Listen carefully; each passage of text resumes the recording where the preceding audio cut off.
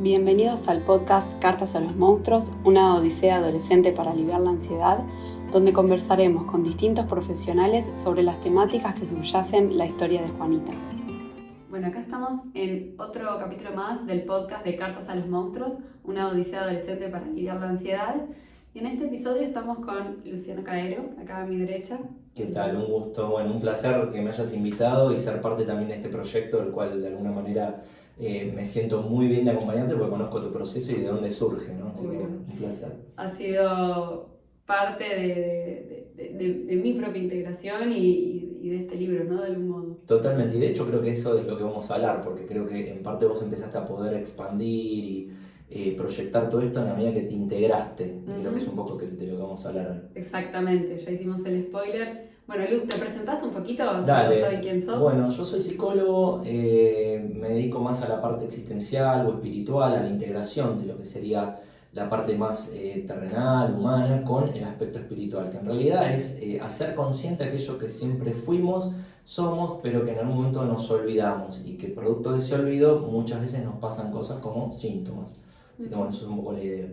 Bien, ¿y cómo llevamos todo esto? Un poco la idea es hablar justamente de lo que subyace en el relato de Juanita y cómo la espiritualidad se integra a nosotros, a nuestro día a día, ¿no? Y cómo probablemente ella en el relato, bueno, se encontraba un poco desintegrada, ¿no? Y por eso aparecían estos síntomas que decías vos, ansiedades, miedos, temores, y cómo todo eso de alguna manera convive y no somos conscientes, ¿no? En el día a día. Totalmente. Lo que tenemos que entender para hablar de integración y desintegración es que la primera impronta, la primera experiencia que va a impactar en el alma cuando se empieza a individuar es la separación de la fuente, la separación de la matrix que nos puede, digamos, dar sentido de existencia. Entonces, en ese proceso que tiene que ver con el proceso de encarnación, luego obviamente se elige un clan, se elige una madre y otra vez nos volvemos a separar de esa madre. Y en función de cuán integrada, cuán consciente esté esa madre y esa familia, es cómo de alguna manera nosotros vamos a sentirnos integrados a un todo. Generalmente, la mayoría tenemos historias de apegos más bien inseguros, tenemos historias de familias en las que tal vez la espiritualidad no estaba integrada de un modo consciente, sino más bien de un modo dogmático o de un modo por ahí ideológico.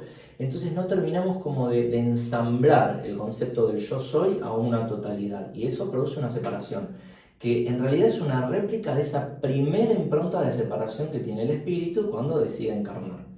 Claro, ahí te voy a llevar a esto, a un paso anterior. ¿Qué entendemos por espiritualidad, no? Sí, llevándolo al criollo, a las personas que nos escuchan. Bueno, ¿qué sería la espiritualidad? La realidad es que vos podés tener muchos conceptos y muchas formas en las que la espiritualidad se trató de enfrascar, de conceptualizar, de significar.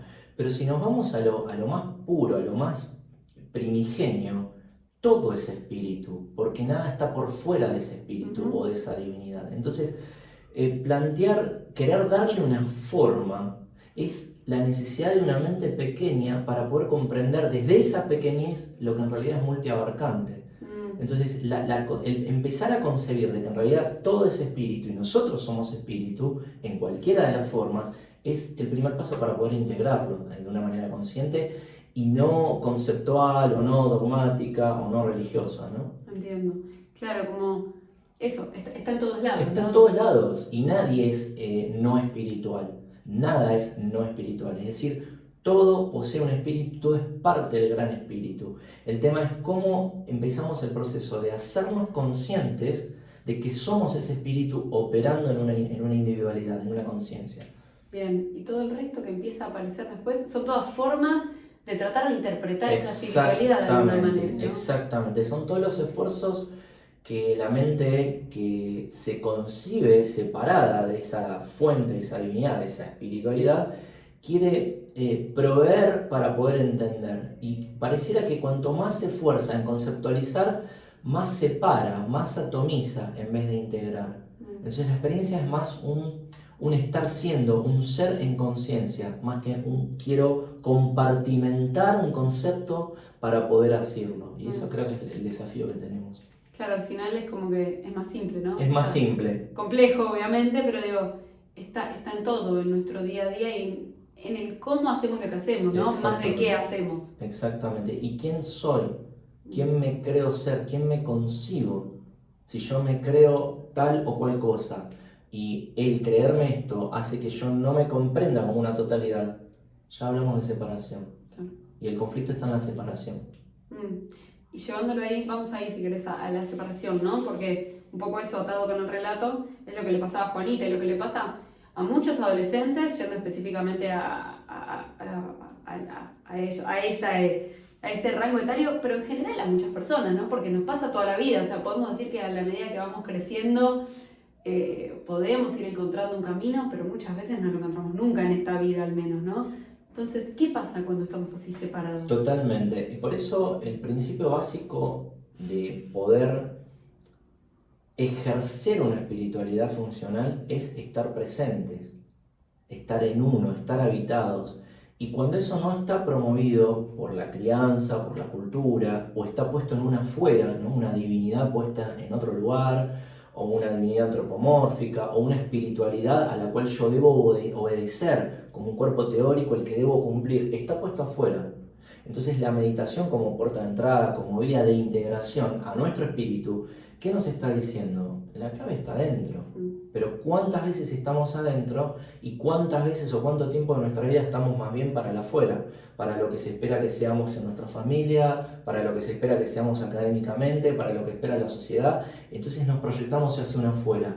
Y en la misma medida, en la misma proporción que más nos deshabitamos y más nos proyectamos, más nos alejamos de nuestra esencia y ahí aparecen ansiedad, miedos, problemas, trastornos.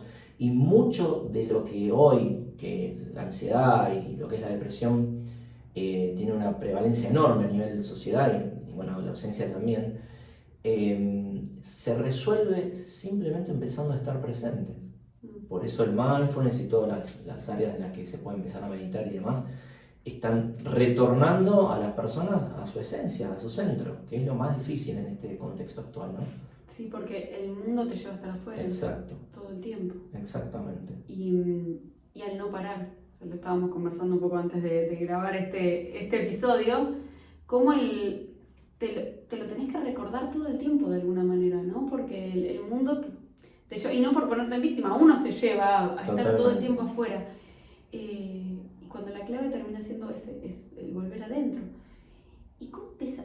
A mí me gusta a veces pensar, bueno, cómo este cambio está bueno que empezar a conversar sobre esto, a que esto llegue a otros lugares, para empezar desde más chicos, ¿no? De alguna manera. Sí, por suerte hay autores, y hay personas, y hay hoy otra forma de maternar, de paternar, en la que esta apertura que está habiendo de conciencia está facilitando el que se naturalice el concepto de estar habitados y se le vaya borrando un poco este sesgo dogmático o este sesgo de disciplina, de dureza que tenía cierta espiritualidad, digamos, que hemos heredado o que hemos cultivado. Entonces se está dando un cambio, pero lo importante es que cada sujeto, que cada persona, cuando sienta un llamado interno o una necesidad interna, acude a ese llamado, responda a esa necesidad y se permita habitarse.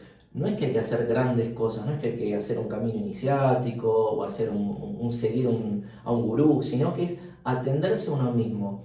Y si de chiquitos nos van nutriendo con atender a esa necesidad interna, sola se ve desarrollando la espiritualidad consciente, porque eso ya está.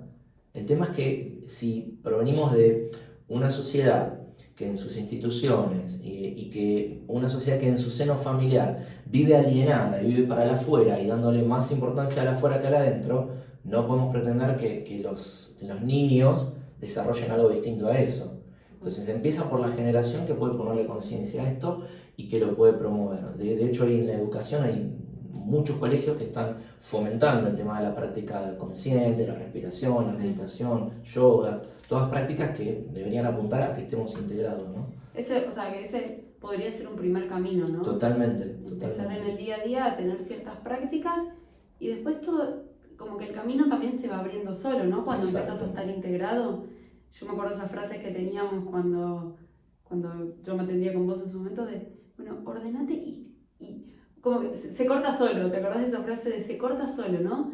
Entonces, de alguna manera como empezar a decir, bueno, listo, este es empezar a confiar también, ¿no? En algo... Confiar en que si uno se habita, las elecciones que va a tomar van a estar en línea con nuestras necesidades.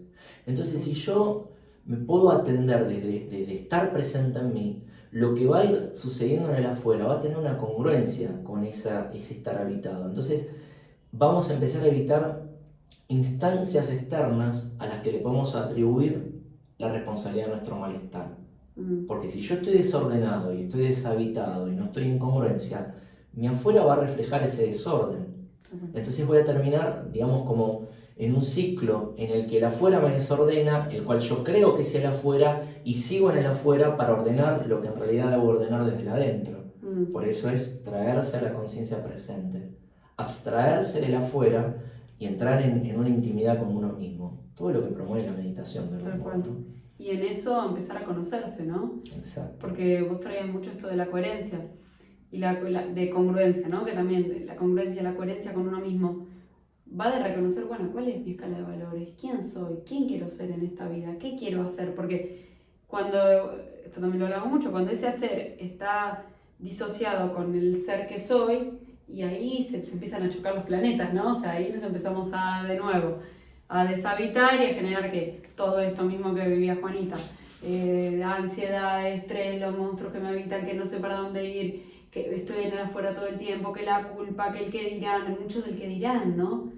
Totalmente, y que tiene que ver específicamente con el niño busca ser amado y ser reconocido.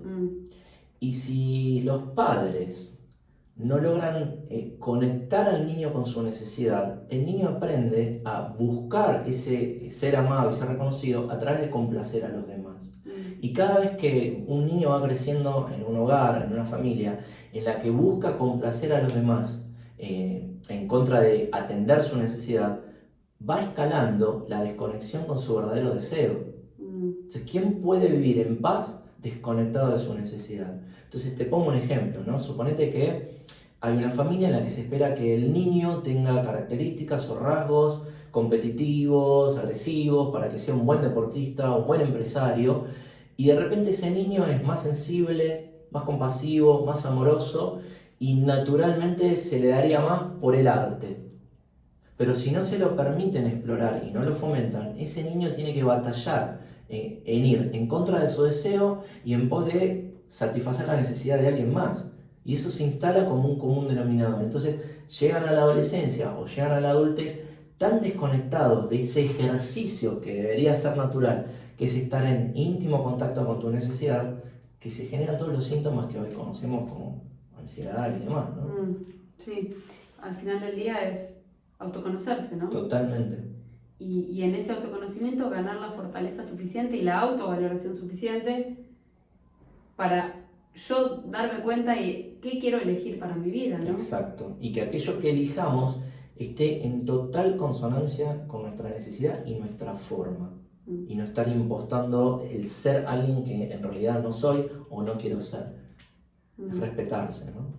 Y en la adolescencia, llevándolo de nuevo un poco a la adolescencia y a la niñez, creo que el desafío nuestro es cómo hacemos para llevar esto desde ese momento para que en la etapa adulta no se vea tan desintegrado, ¿no? O sea, que el camino, porque intuyo que si lo agarramos desde más chico, bueno, la brecha entre mi integridad y la desintegración es más chiquita, ¿no? Totalmente. El tema está en que si se fomentan estas conductas, estas prácticas desde muy pequeño, es muy probable que ese niño adolescente esté mucho más consciente. De hecho, a mí me ha pasado de estar con hijos de personas que promovían mucho el tema de estar consciente, y eran adolescentes que detentaban una madurez emocional y espiritual muy distinta al común.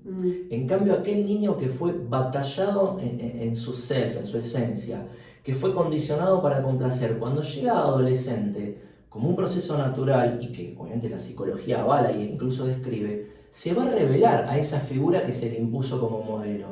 Pero en cambio el adolescente que fue fomentado con otra conciencia, como niño, llega parado de otra manera. Entonces, hace memoria y vas a ver que vas a encontrar algún que otro adolescente que decís, mirá la madurez emocional que tiene, mirá la conciencia que tiene. Y va a destacar, o sea, va a tener una diferencia en relación al resto. Sí, claro. O va a estar parado de otra manera. Espiritualmente, nosotros tenemos momentos de insight, de inspiración, en los que de alguna manera va a aparecer como cierta claridad que nos va a venir a mostrar cuál es el camino a seguir. Todos tenemos de estos momentos. El tema es que si yo estoy deshabitado, ¿cómo puedo entender que eso es una señal interna, un indicador de mi alma para seguir en el camino correcto? ¿Y a qué me refiero con correcto? El camino que, si bien me va a llevar a atravesar un montón de pruebas que yo mismo me he puesto en mi plan de vida, pero el menos duro, el menos hostil. Porque en la misma medida que yo estoy en integridad, el camino es más fácil. No significa que no haya dolor, que no haya experiencias a superar, pero en la misma medida que yo me estoy corriendo de quien soy, el camino se pone más complicado. Tal cual. Y bueno, sí, eso intuyo que se ve todo el tiempo, ¿no? O sea, constantemente. Y el camino se vuelve más complicado y ¿qué trae? Esta emocionalidad que hablamos o incluso sintomatología física, ¿no? Exactamente, porque aumenta la ansiedad como emoción, es una respuesta natural, ¿no?, a un evento que puede ser, que puede estar siendo real o que puede ser una proyección del futuro. Y generalmente tiene que ver con el miedo y el apuro. Apuro por salir de una situación o llegar pronto a una situación, o de que una situación que estoy transitando se vaya de mi vida. Entonces, ¿por qué yo no estaría viviendo una situación favorable? Porque estaría viviendo algo que en un modo deshabitado, desconectado. En cambio, si yo voy construyendo una vida consciente y voy estando presente en mí y no me proyecto a un futuro y no me anclo a un pasado traumático del que me quiero escapar, es muy distinta la experiencia. Por eso cultivar la presencia, cultivar la conciencia, disipa y de alguna manera disminuye la potencial aparición de estos síntomas de ansiedad. Que al final del día es estar acá, ¿no? Estar presente, totalmente. Pero tan fácil y tan difícil, tan difícil. Y tenía otra pregunta que es, ¿cómo hacemos para hablar de esto hoy por hoy cuando muchas veces hablamos de espiritualidad? Depende con quién hablemos, pero hay creencias, ¿no? De, esto es una boludez, no vamos a escuchar, no, un poco de incluso soberbia o ego, ¿no? O sea, ¿cómo hacemos para que esto empiece a ser, bueno, creo que ya lo estamos haciendo, pero un tema del que se pueda hablar abiertamente, ¿no? Porque a mí me pasaba muchas veces que no, ¿cómo vas a hablar de espiritualidad en una empresa? ¿Viste? No, como está mal, ¿no? Entonces, cerrar con esto, ¿no? O sea, ¿cómo hacemos para que la espiritualidad cada vez más esté en nuestro día a día como un tema más? Porque es otra dimensión más de nuestro ser. Totalmente. En principio yo creo que cuando cada sujeto empieza a estar en paz con su concepto de espiritualidad, con su idea de espiritualidad, renuncia a la necesidad de verificar en el afuera para reafirmar lo que aún no tiene resuelto en el adentro.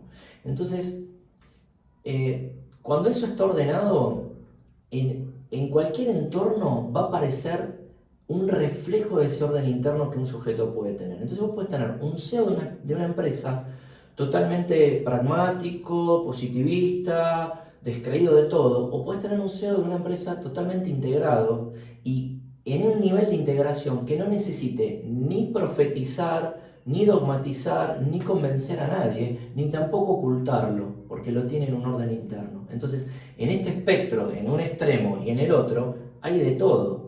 Y la búsqueda de querer muchas veces convencer a los demás, en realidad es una búsqueda de convencerse a uno mismo. Cuando uno está consolidado, y no hablo en una creencia, porque la creencia puede ir modificándose, en una experiencia vital, te habita la certeza, entonces ya no querés convencer a nadie. Y aquel que quiera abrevar de lo que vos entendiste, encontrará en ti una respuesta, pero no es que tenés que estar, ¿no?, motivando al otro, empujando al otro, haciéndolo creer algo para lo que por ahí todavía no tiene el deseo, no quiero decir no está preparado, porque en realidad el estar preparado es una decisión de querer entender algo. Muchas veces las personas, las instituciones, repelen todo aquello que atente contra el status quo que le da seguridad. Entonces, si mi creencia a mí me sostiene y me da seguridad, no quiero nada por fuera de esa creencia. Entonces tiene que haber un proceso interno en cada persona que le permita ser permeable a otras formas de pensar que superen esta y que también le den cierta estructura. Porque el gran miedo del ser humano es perder la estructura que cree lo define. Claro. Y la falsa idea de control, Exacto. de alguna manera, ¿no? Exactamente. Esta sensación de control, que en el fondo es ego puro, todo, ¿no? Totalmente. Porque es nuestro ego queriendo creer que controla algo y volvemos a la mente pequeña, que era lo primero que hablábamos, ¿no? Intentando racionalizar y comprender. Y volvemos al inicio de todo, de bueno, volver adentro. O sea, todo se resume en Estar presente, estar habitado, estar en uno. autoconocimiento. Exacto. Y volver a esto, a las bases, tan simple como respirar. Totalmente. Tan sencillo como... Adentro, absorbiendo la totalidad, entendiendo que estamos respirando el mismo aire que respiran todos y que somos un todo. Aunque parezca que tenemos fronteras, somos parte de una totalidad. ¿Algún otro mensaje, Lu, que quieras dejar, compartir en este espacio asociado a esto, a espiritualidad, adolescencia, emocionalidad, ansiedades? ¿Algo más que no hayamos dicho? Que es interesante que toda persona, independientemente de su creencia, de su filosofía, de su formación, de su herencia, de su cultura, tiene en sí una llama de curiosidad. Tiene semillas que, si son abonadas y en algún momento de la vida van a ser abonadas por una persona, por una experiencia, por un libro, por un creador, se permitan darle espacio a eso que va a emerger de adentro y que en contacto y en permiso se dejen llevar a esas respuestas y preguntas que se le van a ir generando y que va a aparecer en el afuera una forma, un camino, una persona que va a dar cierto registro de paz. Entonces, el llamado y la paz como elementos indicadores de que están despertando. Me encanta. Y para cerrar, Lu, ¿qué estás haciendo ahora y dónde te encontramos? Si queremos indagar un poco más. Bueno, estoy con los cursos de bioconexión, que le explico un poquito que tiene que ver con el manejo de energías y básicamente un autoconocimiento profundo, y hacer de la espiritualidad algo práctico y concreto y tangible. Ahora en breve vamos a estar iniciando nuevos cursos. Después, bueno, estoy con la atención presencial y virtual en Palermo o online. Y me encuentran en mi Instagram, que es Luciano Caero. Genial, así que, o sea, que te encontramos, bueno, tanto en talleres para eso, para llevar la espiritualidad a tu día a día. Totalmente. Me encanta de vos eso, que tangibilizás y llevas un montón de conceptos que parecerían estar como en el éter a la materia, ¿no? Porque al final del día, hoy por hoy estamos habitando este mundo. Y de nada sirve refugiarnos en una espiritualidad si no tiene una bajada, si no está aterrizado algo práctico que realmente mejore nuestra vida, mejore nuestros vínculos y que realmente nos pueda hacer disponer de ese potencial que por olvido, por desconexión o por adherir a ciertas creencias desestimamos de nosotros mismos y que en realidad es nuestro derecho, es nuestro patrimonio. No viene dado de la afuera, es propio, siempre lo fue. Es lo que vinimos a hacer, ¿no? Totalmente. Gracias, Lu. Gracias a vos, bueno, un placer. Gracias. Y así finaliza esta entrevista. Esperamos poder dar luz y claridad a procesos de cada uno de ustedes. En mis redes sociales, Instagram, página web, LinkedIn, YouTube, Romy Pousa, estaremos compartiendo más contenido acerca del libro. Me encantará saber sobre sus historias y, por qué no, conocer a sus monstruos.